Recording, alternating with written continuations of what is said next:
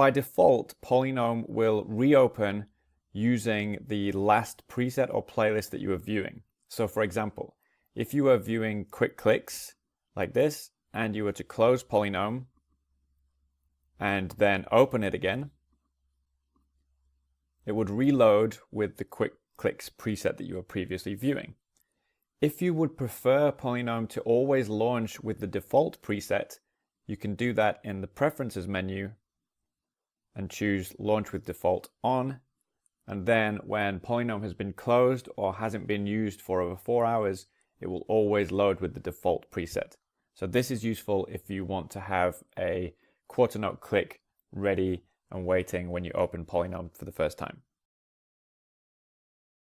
Next, we have in the presets library and the playlist manager, you can long press on any row to enter edit mode.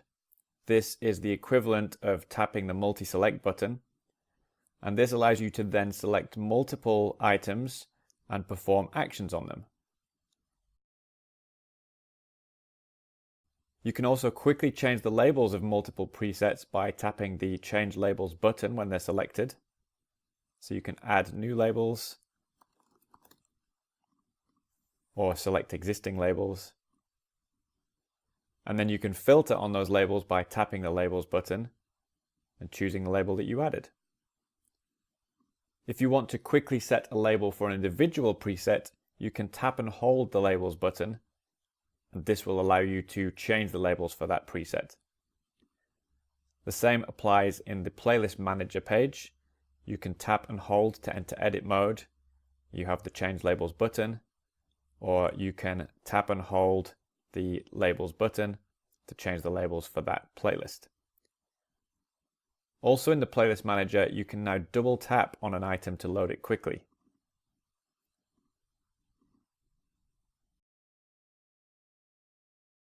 All time pickers in PolyNome now have an hours column, so you can set times up to 23 hours, 59 minutes, and 59 seconds. Additionally, when you have the alarm set for a countdown timer, PolyNome will stop as soon as the time is up. So let's say we have a slow BPM here. So the timer finishes and you get the alarm. This is different to the behavior when the alarm is off, in which case PolyNome will count down and then wait until the pattern has finished before stopping. This means that you can have a low BPM, for example 2 BPM, and you can mute the metronome click, and then you can use PolyNome just to time practice, for example at the piano when you're not wanting to play to a click. Another new feature in playlists is with the iNotes. So this is my count off for playing live. So each preset is 1 or 2 bars of the groove that I'm going to play, and then it stops and advances to the next item in the playlist. So I can just reach down and hit play and get the count off for the next song.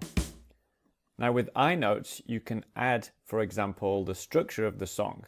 So if I hit the iNote here, I can see the structure of this song.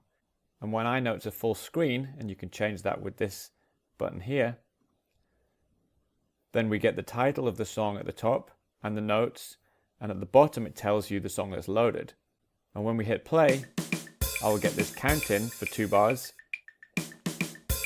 and then PolyNome will advance to the next item, and because we can't see it, it tells us which item is loaded down here, but leaves up the notes for the song that we've just had the count off for.